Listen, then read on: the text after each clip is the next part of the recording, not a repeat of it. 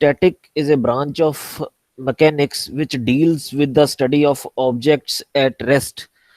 तो अब आप सोचेंगे कि what kind of study is there when the body is at rest. तो जब कोई बॉडी रेस्ट पे है, उसके ऊपर जो जो फोर्सेस लग रही हैं, तो हमने उन फोर्सेस के बारे में डिस्कस करना है कि वो फोर्सेस इक्विलिब्रियम में है या इक्विलिब्रियम में नहीं है। अगर इक्विलिब्रियम में नहीं होंगी तो वो बॉडी में मोशन प्रोड्यूस करेंगी। अगर वो फोर्सेस इक्विलिब्रियम में होंगी तो वो एक दूसरे को कैंसिल करेंगी और वो बॉडी जो है वो एट रेस्ट होगी।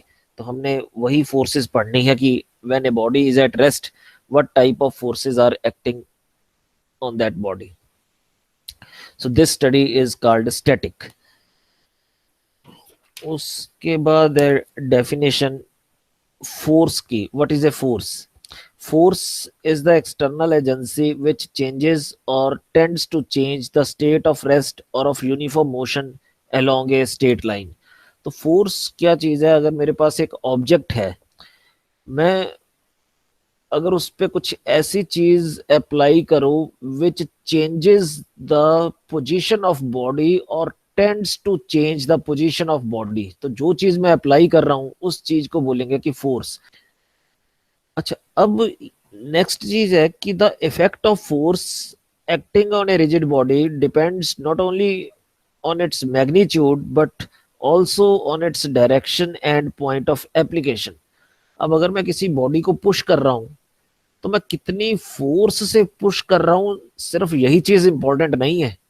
मैं किस पॉइंट पे वो फोर्स अप्लाई कर रहा हूं या किस डायरेक्शन में वो फोर्स अप्लाई कर रहा हूं, वो direction and point of application, ये दोनों चीजें इंपॉर्टेंट है। अब फॉर एग्जांपल, आप जब दरवाजा खोलते हैं तो दरवाजे का जो हैंडल है तो आप देखोगे कि वो एज पे लगा होता है, लास्ट पे लगा होता है ना। उसको पकड़ के जब हम दरवाजा खींचते हैं या बंद करते हैं, देखो अपने घर के जो डोर हैंडल्स हैं, वो एक तरफ से दरवाजा जो है वो फ्रेम के साथ वो जुड़ा होता है और दूसरी साइड के उस पे वो हैंडल लगा होता है।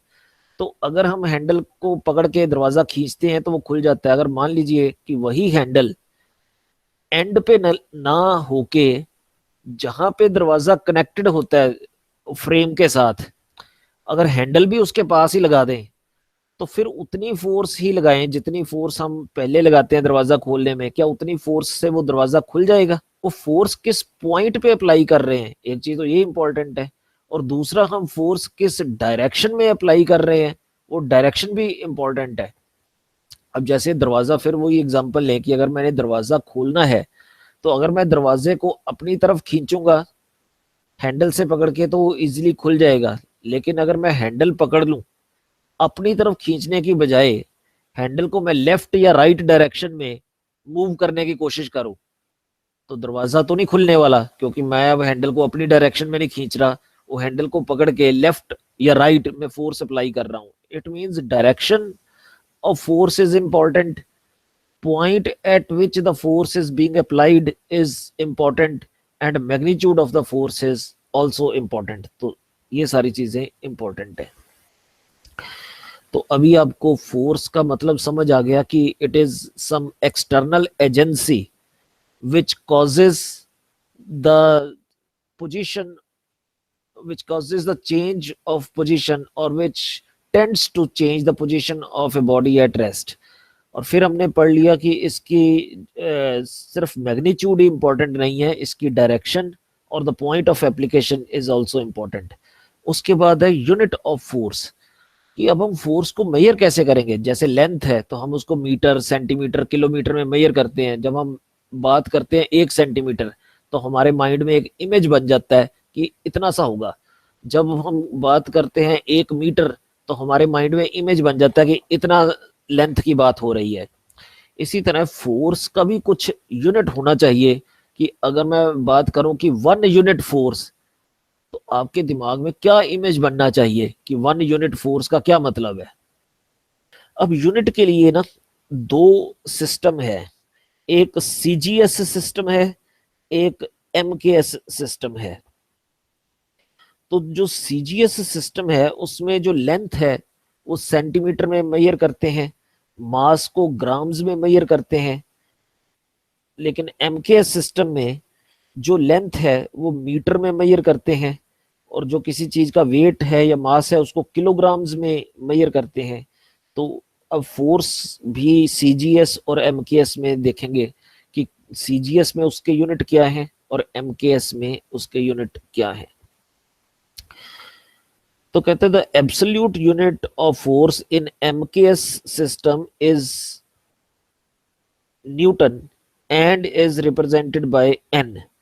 1 Newton force is that force which produces an acceleration of 1 meter per second square in body of mass 1 kilogram. अब वो कहता है कि आप क्या करो कि 1 किलोग्राम की एक ऑब्जेक्ट ले लो, 1 किलोग्राम की ऑब्जेक्ट हमने एक जगह पे रख दी और पूरा जोर लगा के उसको पुश करो। अगर उसमें आपका पुश करने से 1 मीटर पर सेकंड स्क्वायर की एक्सेलरेशन प्रोड्यूस हो जाए, तो हम कहेंगे कि जो फोर्स लगाई है ना वो 1 न्यूटन की फोर्स थी, कि the force is equal to 1 newton if it produce an acceleration of 1 meter per second square of an object of 1 kg, की 1 kg की एक ऑब्जेक्ट लो, उस पे हमने फोर्स लगाई और उस पे एक्सेलरेशन हो गई 1 मीटर पर सेकंड स्क्वायर। तो इसका मतलब जो 1 न्यूटन है वो इस चीज के बराबर हो जाएगा 1 kilogram 1 kilogram metre per second square. अब सीजीएस में जो फोर्स है एफ, उसको इधर नाम है इसका न्यूटन, 1 न्यूटन, और इधर है फोर्स 1 डाइन। 1 डाइन फोर्स कितनी है? 1 डाइन फोर्स ये है, अगर हम 1 किलोग्राम की बजाय 1 ग्राम का एक छोटा सा ऑब्जेक्ट रख ले और उसके ऊपर उसको पुश या पुल करके कुछ फोर्स अप्लाई करें, और 1 ग्राम वाली ऑब्जेक्ट पे जो एक्सेलरेशन प्रोड्यूस हो जाए वो 1 सेंटीमीटर पर सेकंड स्क्वायर वो एक्सेलरेशन प्रोड्यूस हो जाए, मीटर पर सेकंड स्क्वायर की जगह पे 1 सेंटीमीटर पर सेकंड स्क्वायर ये वाली एक्सेलरेशन प्रोड्यूस हो जाए, तो हम कहेंगे जो फोर्स है that is 1 dyne. So this is 1 gram centimetre per second square. सो एक फोर्स के यूनिट तो ये है 1 kilogram metre per second square या 1 gram centimetre per second square. तो ये 1 किलोग्राम वाली जो फोर्स है उसको बोलेंगे 1 newton, 1 gram centimetre per second square को बोलेंगे 1 डाइन। तो these are units for force. उसके बाद है इन दोनों में आपस में क्या कनेक्शन है? न्यूटन, 1 न्यूटन और 1 डाइन, इन दोनों में आपस में क्या कनेक्शन है? तो वो हम चेंज कर लेते हैं कि इसमें फर्क क्या है। किलोग्राम की जगह पे ग्राम लिखा हुआ है, मीटर की जगह पे सेंटीमीटर लिखा हुआ है। तो मैं क्या करता हूँ, ये जो 1 न्यूटन है वो है 1 kilogram metre per second square. Kilogram के ग्राम कर दो, उसको लिख दो 1000 ग्राम, और जो मीटर है उसके सेंटीमीटर बना दो 100 सेंटीमीटर, और सेकंड स्क्वायर को कुछ ना करो, वो second square as it is है। तो ये एक के साथ 3 जीरो और 2 जीरो ये होगी, एक के साथ 5 जीरो होगी, 10⁻⁵ ग्राम, जी एम इसके साथ है, ग्राम सेंटीमीटर सेकंड स्क्वायर पर सेकंड स्क्वायर। तो ये जो है ग्राम सेंटीमीटर पर सेकंड स्क्वायर, इसका नाम तो हमने डाइन रखा हुआ है। तो इस it means this is 10⁵ dynes. तो इसका मतलब 1 newton is equal to 10⁵ dynes. ये रिलेशन है इन दोनों में। जैसे कहते हैं ना 1 किलोग्राम इज 1000 ग्राम्स, ऐसे ही 1 newton is equal to 10⁵ dynes. तो ये रिलेशन आया कहाँ से, ये मैंने आपको बता दिया कि किलोग्राम के ग्राम कन्वर्ट कर दिए, मीटर के सेंटीमीटर कन्वर्ट कर दिए और इकट्ठा करके लिख दिया, तो 10⁵ डाइन्स आ गए हैं। उसके बाद है ग्रेविटेशनल यूनिट।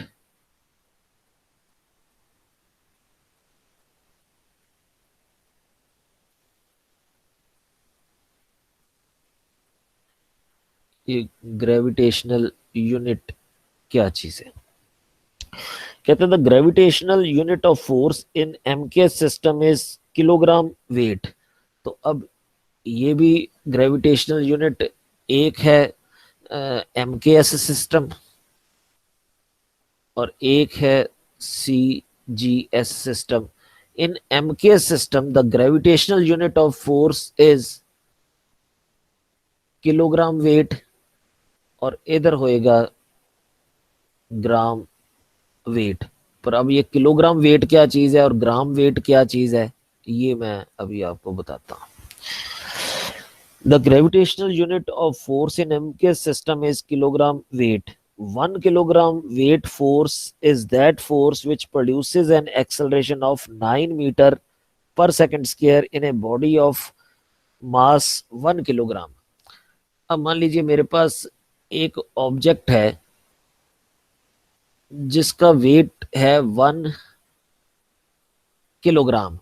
इस 1 किलोग्राम को मैंने कुछ फोर्स अप्लाई की। अब फोर्स अप्लाई करने पे इस पे जो एक्सेलरेशन प्रोड्यूस हो गई, वो जो एक्सेलरेशन प्रोड्यूस हुई वो मान लीजिए इतनी हो गई 9.8 मीटर पर सेकंड स्क्वायर। तो जो फोर्स इतनी एक्सेलरेशन प्रोड्यूस कर दे उस फोर्स को बोलेंगे, ये जो फोर्स लगाई है इसके ऊपर, उस फोर्स को बोलेंगे 1 kilogram wait. This force will be called 1 kilogram weight और इस फोर्स को बोलेंगे it is a gravitational force. And this unit kg weight is gravitational unit of force। अच्छा, अब इस ग्रेविटेशनल यूनिट ऑफ फोर्स का न्यूटन के साथ क्या कनेक्शन है, तो वो देखिए।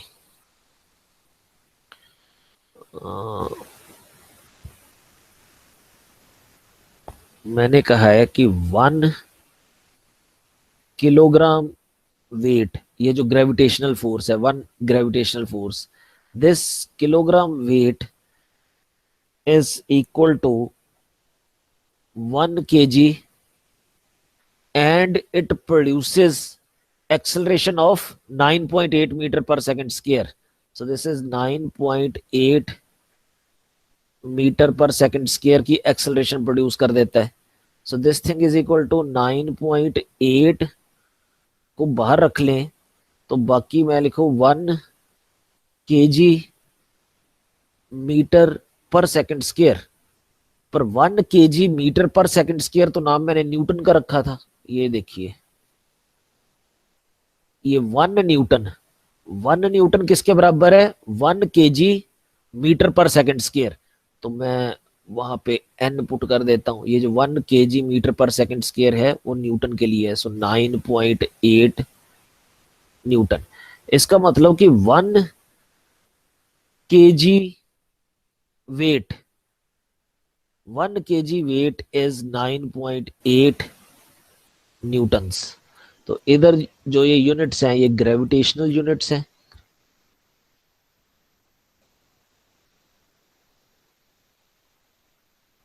और इधर जो यूनिट है वो MKS सिस्टम है ऑफ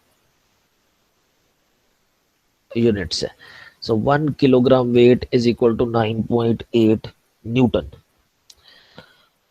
इसी तरह अब इसका डाइन में भी कनेक्शन फाइंड आउट किया जा सकता है कि 1 किलोग्राम जो है वो ये 9.8 न्यूटन तो है, पर अगर डाइन्स में कन्वर्ट करना हो तो कैसे करेंगे। 1 kilogram weight is equal to 9.8 newton, पर 1 न्यूटन कितने डाइन्स के बराबर है वो हम ऊपर कैलकुलेट कर चुके हैं पहले से। ये देखो मैंने यहाँ पे किया था कि 1 newton is equal to 10⁵ dynes, तो वो मैं यहाँ पुट कर देता हूँ 10⁵ डाइन्स। अब 10⁵ को अगर मैं 2 0 यहाँ से निकाल के इधर मल्टीप्लाई कर दूं, फिर उसके बाद एक डेसिमल एक के बाद लगा दूं, यहाँ पे रह जाएगा 980। तो 2 0 यहाँ से चली गई, बाकी 10⁵ फिर बच गया। तो 10⁵ का मतलब 1000 dance. So 1 kilogram weight is equal to 980 into 1000 dynes.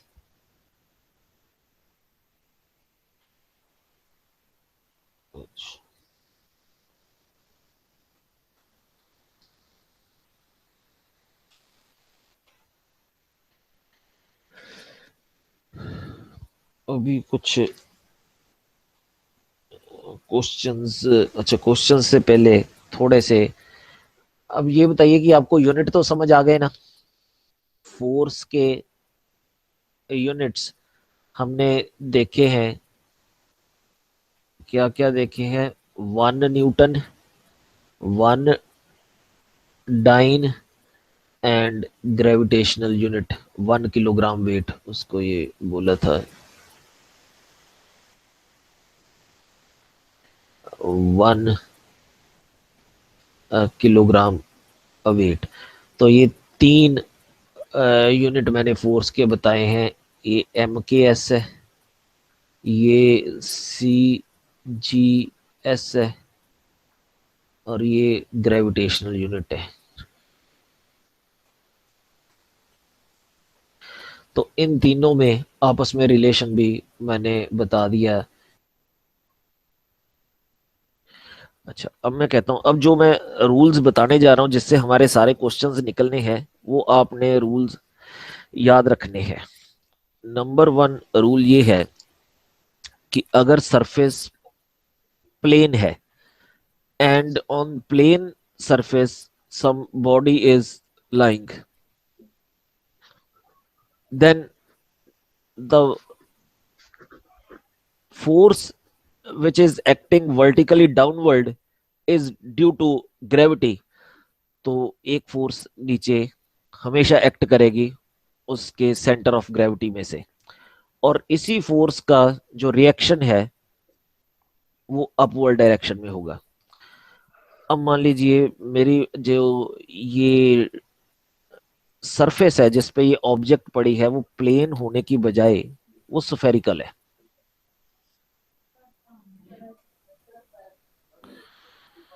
अब स्फीयर के ऊपर यहाँ पे कोई हैवी चीज रख दे। अब इस हैवी चीज का इस स्फेरिकल, ये सर्कल नहीं है, ये एक फुटबॉल है, फुटबॉल के ऊपर मैंने एक छोटी सी चीज रखी है।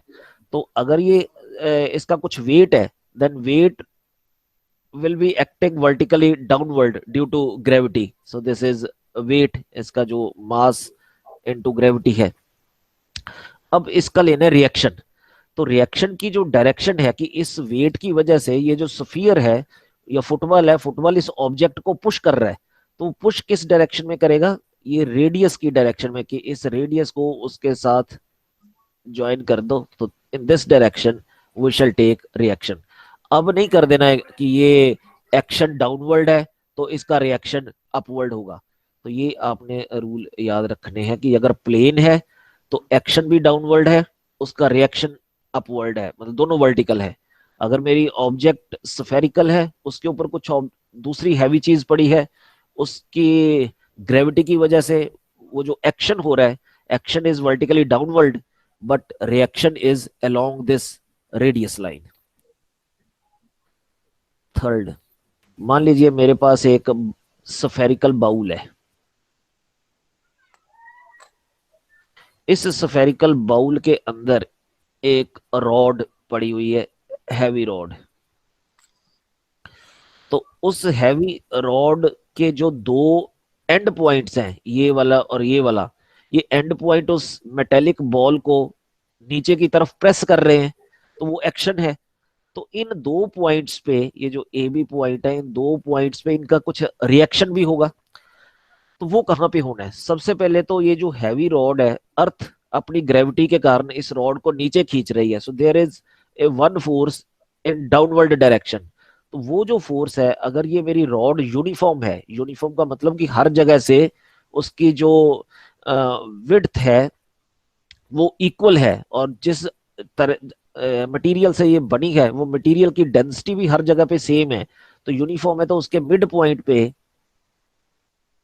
वो फोर्स वर्टिकली डाउनवर्ड लगेगी, mass into gravity which is weight of rod. तो ये तो होगा डाउनवर्ड फोर्स। अपवर्ड फोर्सेस कौन सी है? अब ए और बी पे रिएक्शन है, तो अब ये जो मेरा बाउल है, इसको एज्यूम करना है कि this bowl is part of some sphere.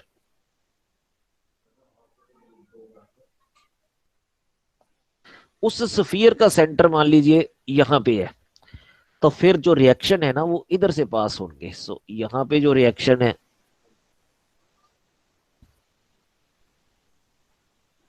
एक रिएक्शन R1 इधर से और एक रिएक्शन R2 इधर से, ये सेंटर में से पास करने हैं। फोर्थ पॉसिबिलिटी कि मान लीजिए मेरा जो स्फेरिकल बाउल है,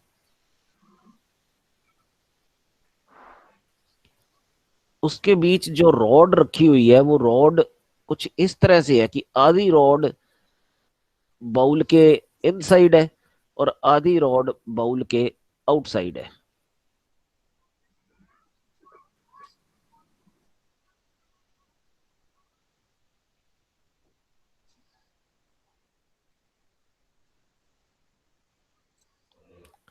तो अब हमने चेक करना है कि इस पे कौन कौन सी फोर्सेस लग रही हैं। ये जो मैं चीजें आपको बता रहा हूं ना, इनका अभी कोई मैथमेटिकल मैंने आपको कोई प्रूफ नहीं बताया कि आप मेरे से वैसे पूछ सकते थे कि भाई हमें कैसे पता चला कि भी रिएक्शन इधर इस सेंटर में से पास कर रही है, या जो मैंने यहाँ पे बता दिया कि रिएक्शन इस डायरेक्शन में हो गए। ये सारा कुछ ये फिजिक्स के प्रैक्टिकल से है, तो मैं ये चीजें एज इट इज हम इसको मान के चलेंगे कि ये चीजें हैं। इन चीजों को एज्यूम करके हमारे सारे क्वेश्चंस निकलने वाले हैं। तो इनका मैं आपको कोई प्रूफ नहीं बता रहा। अब इस केस में आपने फोर्सेस कहाँ पे लेनी है, जो क्वेश्चन इस तरह का होगा उसमें क्या है, सबसे पहले तो मिडल में से इस रॉड का वेट वर्टिकली डाउनवर्ड, ये चीज तो हर बार कॉमन है, जो भी ऑब्जेक्ट है उसका एक वेट है जो कि वर्टिकली डाउनवर्ड एक्ट करेगा। दूसरा, इस पॉइंट पे जहां पे ये प्रेस हो रहा है, ये बाउल का मटेरियल, यहाँ पे रिएक्शन वो वैसे कि अगर यहाँ पे सेंटर है उस स्फीयर का, जिस स्फीयर का ये पार्ट है, तो यहाँ पे रिएक्शन जो है इधर आएगा। अब इधर थोड़ा चेंज है। अब यहाँ पे अगर रॉड इस बाउल से बाहर है, तो इस पॉइंट पे जो रिएक्शन लेनी है, वो रिएक्शन इस बाउल को देख के नहीं लेनी, रिएक्शन इस रॉड को देख के लेनी है। रॉड इज प्लेन थिंग, जैसे प्लेन के लिए तो मैंने रिएक्शन क्या बताया कि उसके परपेंडिकुलर लेनी है, कि अगर मेरी ये प्लेन सरफेस है उसके ऊपर जो रिएक्शन है that should be perpendicular to that thing. तो अब इस पॉइंट पे अगर ये पॉइंट का नाम मैं ए रख दूं और बी रख दूं, अब यहां पे मैंने रिएक्शन लेनी है परपेंडिकुलर टू दिस रॉड। पता चल गया, जब रॉड अंदर थी तो मैंने क्या कहा था, रिएक्शन जो है इस सेंटर में से पास करनी है। यस। यहां बोला था कि सेंटर से पास करनी है, लेकिन इस केस में सेंटर से पास नहीं करनी है। अगर रॉड ये उसमें से बाहर है, बाउल में से, तो फिर the reaction will be perpendicular to that rod. So this is R1, this is R2। तो बस इतने से रूल आपने या अच्छा एक लास्ट और है, उसके बाद क्वेश्चंस पे आता। एक रूल ये है कि अगर हम किसी थ्रेड के साथ एक वेट हैंग कर दे, तब मेरे पास कौन कौन सी फोर्सेस हैं। तब एक तो ये जो मैंने वेट हैंग किया हुआ है, that weight is acted upon by that gravitational force, so mass into gravity, so this is acting vertically downward। और अपवर्ड डायरेक्शन में कौन सी फोर्स है, अब क्योंकि ये वेट किसी ऑब्जेक्ट के ऊपर रखा नहीं हुआ तो इसलिए रिएक्शन तो कोई है नहीं। अब रिएक्शन की जगह पे यहाँ पे ये जो थ्रेड है, जिस थ्रेड के साथ हमने इसको बांध के रखा है, ये थ्रेड इसको अपनी डायरेक्शन में ऊपर खींच रहा है। तो उस जो ऊपर खींच रहा है उसको बोलेंगे टेंशन। सो इस फोर्स, जैसे पहले वाली फोर्स का नाम रिएक्शन था, इस फोर्स का नाम टेंशन है। अगर ये tension is equal to this downward force हो तो ये बॉडी जो है that will keep hanging, that is the body will be in equilibrium position. पर अगर मान लीजिए ये नीचे वाली फोर्स ज्यादा हो जाए तो फिर ये क्या है, वो टूट जाएगा जो मेरा स्ट्रिंग है, तो बॉडी नीचे गिर जाएगी। इसका मतलब जब तक वो टेंशन और ये वाली फोर्स mg इक्वल है, the body will remain hanging, that is this position is called equilibrium position. ये जितनी भी पोजीशन मैंने बताई हैं ये सारी इक्विलिब्रियम पोजीशन है। इक्विलिब्रियम पोजीशन का मतलब है कि बॉडी पे फोर्सेस तो लग रही है पर वो बॉडी मूव नहीं हो रही, कि वो सारी फोर्सेस एक दूसरे को कैंसिल कर रही है। कि अब जैसे मैंने बाउल में एक रॉड रखी, रॉड पे तीन फोर्सेस लग रही है, एक ये फोर्स लगी हुई है, एक ये फोर्स लगी, ये फोर्स ऑटोमेटिक है तो लगी हुई है, चाहे हमने कभी नोटिस किया या नहीं किया, इन पे ये फोर्सेस लगी है। लेकिन ये इन फोर्सेस लगने के बावजूद कि ये स्टिल पोजीशन में है, इसका मतलब ये तीनों फोर्सेस एक दूसरे को कैंसिल कर रही हैं। तो उनका जो रिजल्टेंट है that is zero, the resulting force of these three forces is zero.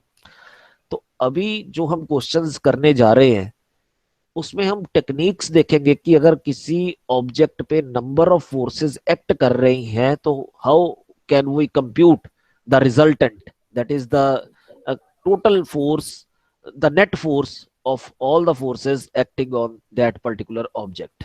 तो पहले तो हमें पता होना चाहिए कि कोई भी ऑब्जेक्ट है उस पर कौन कौन सी फोर्स एक्ट कर रही है। वो मैंने आपको बता दिया कि कोई भी ऑब्जेक्ट पड़ी है उस पर कम से कम ये फोर्सेस तो है ही है। इसके अलावा कभी कभी ऐसा हो सकता है कि हमने अपनी तरफ से भी कोई फोर्स लगा दी। तो एक तो दिया होगा कि कौन कौन सी फोर्स उस बॉडी पे लग रही है, कैलकुलेट क्या करना होगा कि नेट रिजल्ट क्या है, कि वो जो सारी फोर्सेस हैं उनका जो कंबाइंड इफेक्ट है वो क्या है, वो फाइंड आउट करना होगा। अभी हम उस पे चलते हैं। सो पहला रूल है जी पैरेललोग्राम लॉ ऑफ फोर्सेस।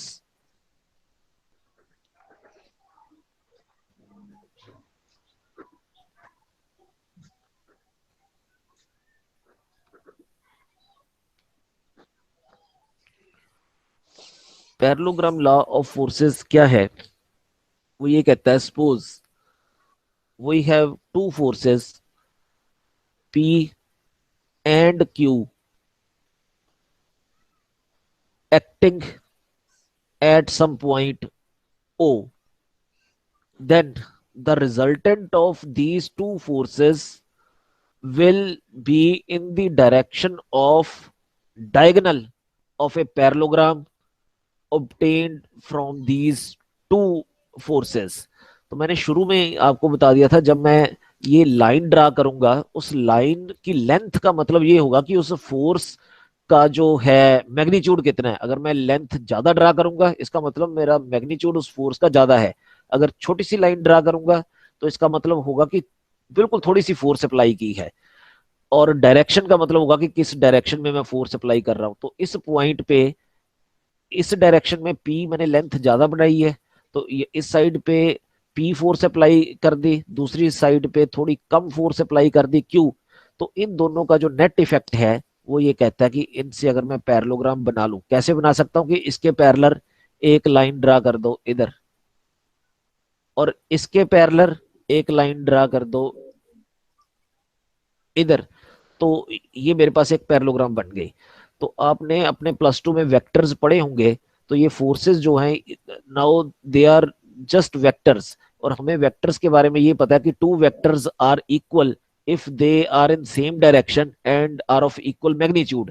तो जैसे ये क्यू फोर्स अगर मैंने यहाँ पे बनाई है और ये सामने वाली साइड इसके बिल्कुल इक्वल है और सेम डायरेक्शन में है, तो इसका मतलब ये वेक्टर भी क्यू हो गया।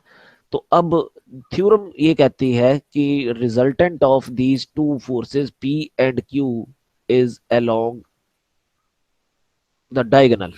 सो this is R, so this r vector is equal to p vector plus q vector. This is a triangle law of vector addition। ये भी आपने प्लस 2 में ट्रायंगल लॉ देखा होगा कि इस फोर्स का मैग्नीट्यूड कितना है और डायरेक्शन जो है वो एंगल अगर मैंने कैलकुलेट करना है कि ये एंगल कितना है। अब थोड़ा सा ये देखिए पिक्चर थोड़ी बड़ी बना लेते हैं। मान लीजिए this is P force, this is Q force, and suppose this is parallelogram and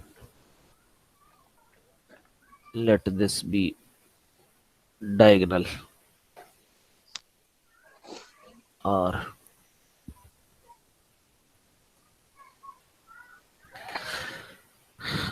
अच्छा, अब एक नोटेशन सपोज करिए जो दो फोर्सेस है पी और क्यू उनके बीच एंगल अल्फा है, ये गिवन है, और ये मैंने फाइंड आउट करना है थीटा कितना है।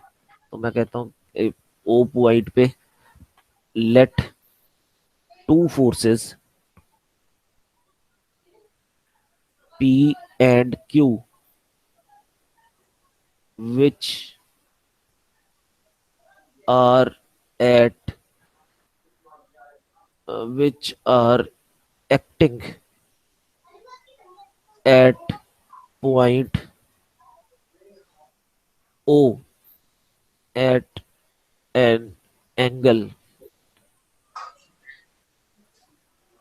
of alpha units. Let the resultant R makes angle theta with force P. We shall compute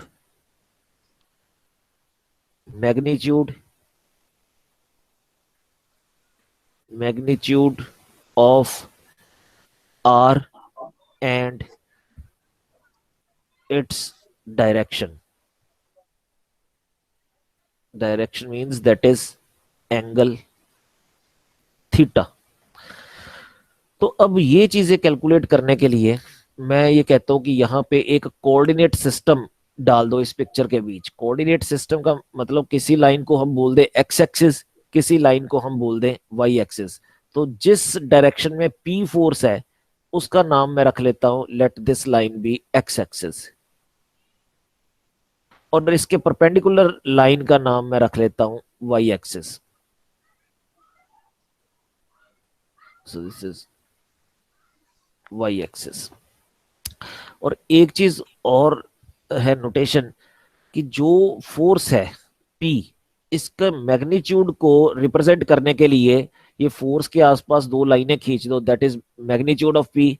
तो या मैं इसको वो ऊपर से वो तीर वाला निशान हटा दूंगा, अगर खाली पी लिखा है तो इसका मतलब होगा कि now I am talking about length of something, that is magnitude. अगर ऊपर एरो लगा हुआ है तो इसका मतलब now I am talking about the direction.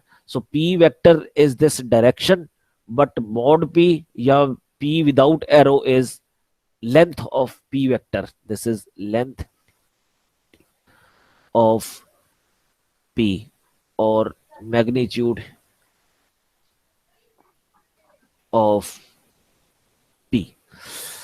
अच्छा जी, अब इस ट्रायंगल में एक चीज नोटिस करिए। अब मैंने, क्योंकि आर का मैग्नीट्यूड कैलकुलेट करना है, तो मैं ये एरो से हर जगह से हटा देता हूँ। अब मैं सिर्फ लेंथ की बात कर रहा हूँ इसमें, कि मेरे पास एक पैरेललोग्राम है जिसकी ये साइड्स मेरे को दी हुई हैं, कि ये साइड की लेंथ P है, ये साइड की लेंथ Q है, ये साइड की लेंथ R है। तो मैंने R कैलकुलेट करना है, P और Q मेरे को दिया हुआ है, और थीटा कैलकुलेट करना है। तो क्या करो कि यहां से एक परपेंडिकुलर ड्रा करो इधर। तो मैं कहता हूं कि जितना ये डिस्टेंस है यहां से लेके यहां तक, ये, और अगर इधर एक परपेंडिकुलर ड्रा कर लो,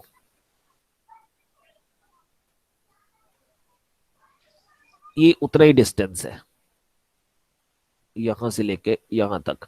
ये दो ट्रायंगल्स जो है वो कॉन्ग्रुएंट है, बड़ा इजीली आप प्रूव कर सकते हो अपनी 10th की ज्योमेट्री यूज करके, कि ये दो लाइंस पैरेलल हैं, ये एंगल अल्फा है, ये एंगल अल्फा कॉरस्पॉन्डिंग एंगल है, ये साइड बराबर है क्योंकि ऑपोजिट साइड ऑफ पैरेललोग्राम, और ये एंगल 90 डिग्री, ये angle 90 degree.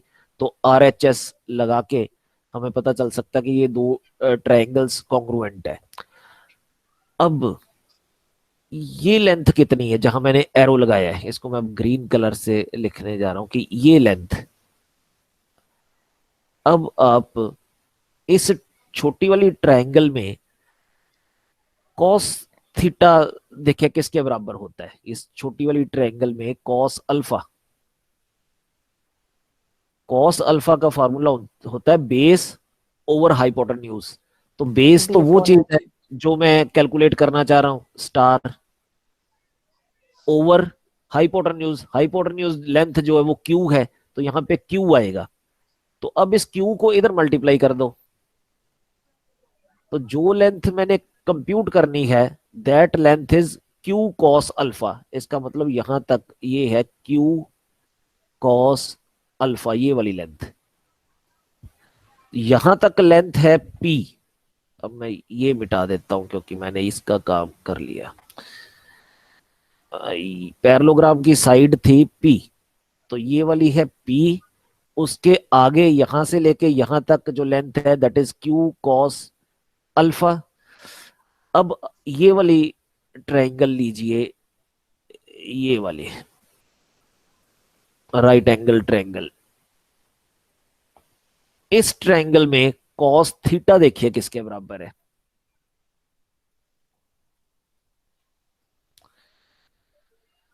Cos theta, cos theta होता है बेस ओवर हाइपोटेन्यूज।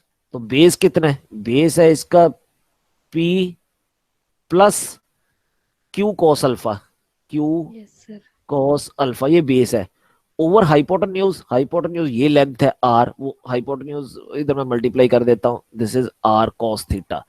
तो मैंने यहां से ये एक फॉर्मूला बना लिया कि R cos theta is equal to P plus Q cos alpha. अच्छा, अब इन्हीं ट्रायंगल्स में साइन थीटा देखें कि किसके बराबर है। जो ट्रायंगल को मैंने ग्रीन किया है, इसी ग्रीन ट्रायंगल में साइन थीटा किसके बराबर है।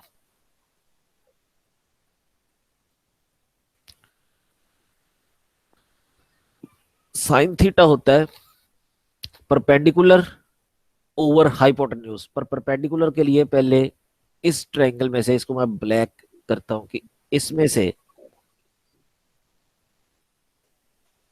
साइन अल्फा देखे। जैसे कॉस अल्फा था, अगर इसी में मैं साइन अल्फा देखूं, साइन अल्फा कितना होता है, परपेंडिकुलर ओवर हाइपोटेन्यूज। परपेंडिकुलर तो मैंने कैलकुलेट करना है, Yes.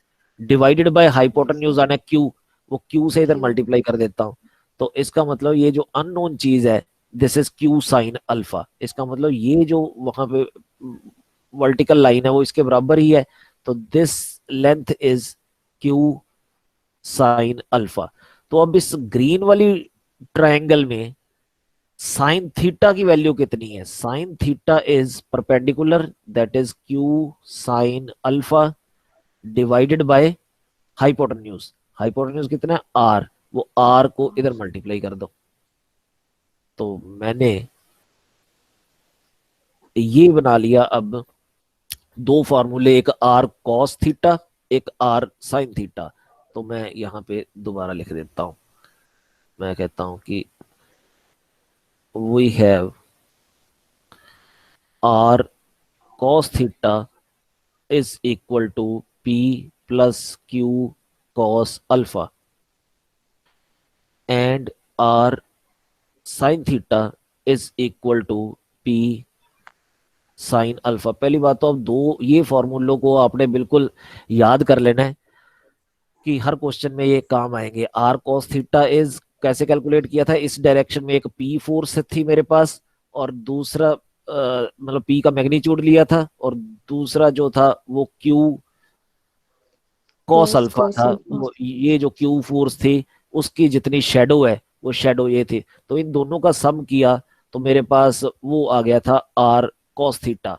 और जो ये वर्टिकल लाइन है, वो वर्टिकल लाइन जो थी वो पी साइन अल्फा और आर साइन थीटा वाली ट्रायंगल से भी दो ट्रायंगल्स कंसिडर की थी, एक ये वाली पूरी ट्रायंगल उसका जितनी हाइट है, और ये छोटी सी ब्लैक ट्रायंगल उसकी जितनी हाइट है, इन दोनों हाइट्स को कंपेयर करके वो हमने कैलकुलेट कर लिया था R sine theta is equal to Q sine alpha.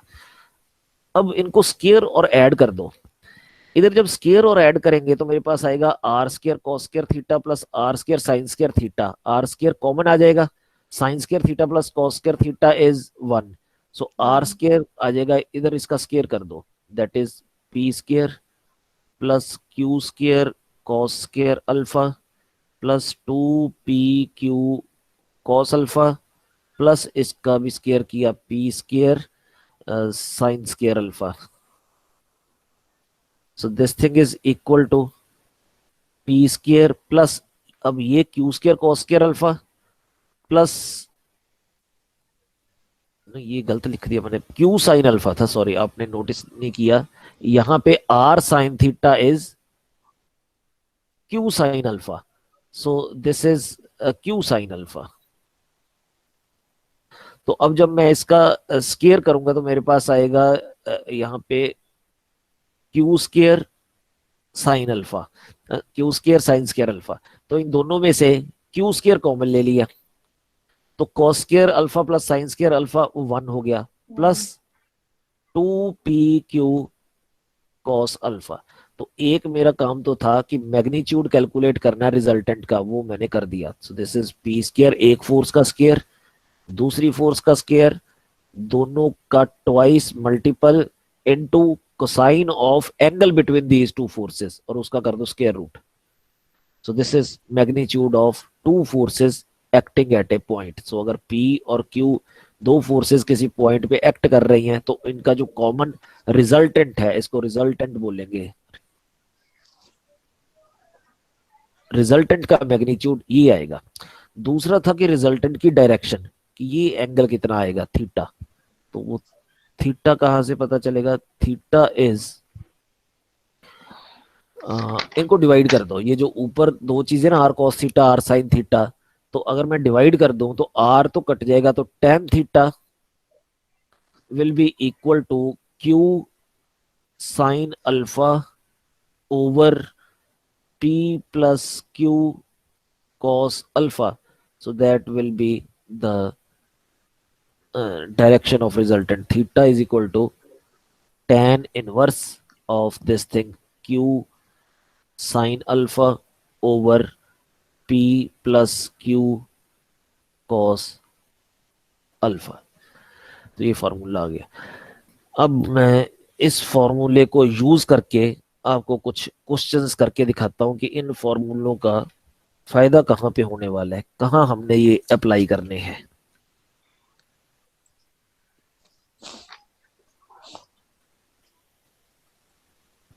अब देखिए क्वेश्चन, फर्स्ट क्वेश्चन है find angle between concurrent forces P and 3P if their resultant is of magnitude root 3P। so we are given two forces, concurrent forces का मतलब है एक ही point से पास हो रही है।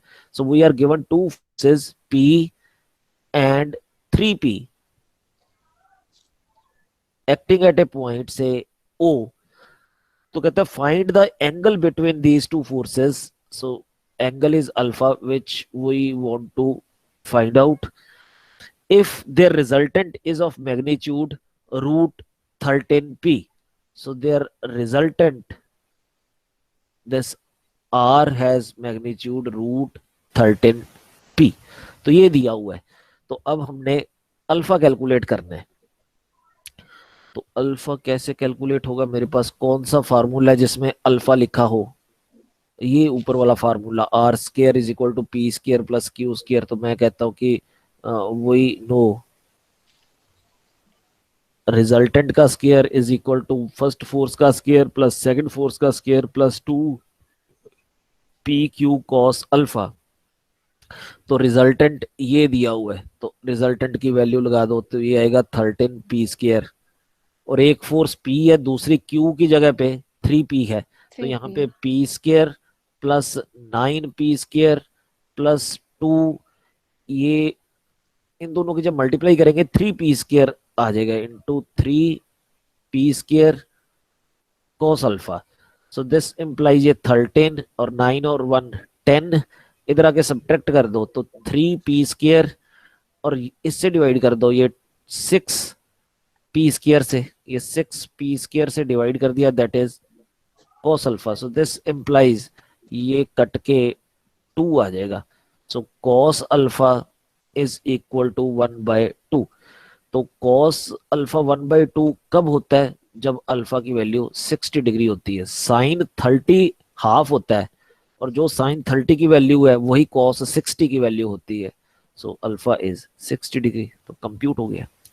To forces P and Q act at an angle of 120 degree. The resultant of R of these forces act in a direction perpendicular to P। कि दो फोर्सेस जो हैं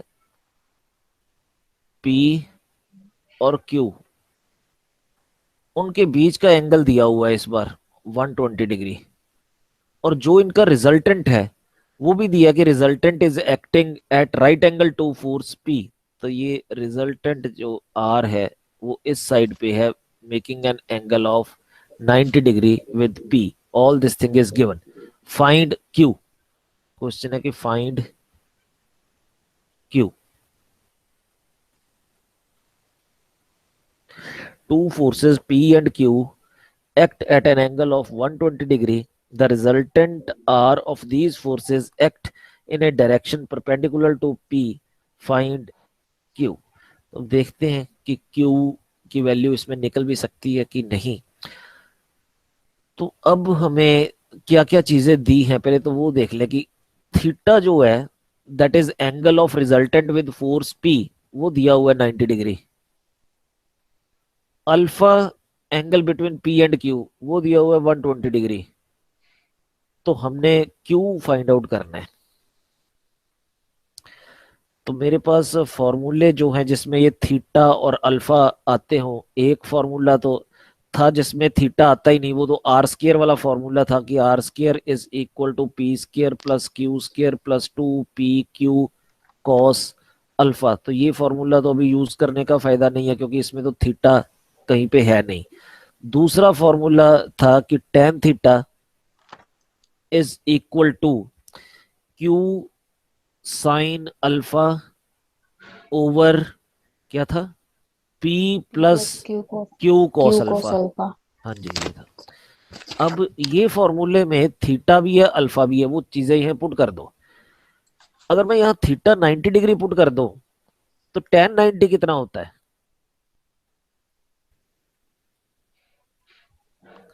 tan 90 इज नॉट डिफाइंड। मैं इसका ना रेसिप्रोकल कर देता हूँ कि cot theta is equal to P plus Q cos alpha over Q sine alpha. जो होता है ना टेन 90 डिग्री, वो होता है sine 90 degree over cos 90 degree. Sine 91 होता है, कॉस 90 होता है। तो but something upon zero is not defined.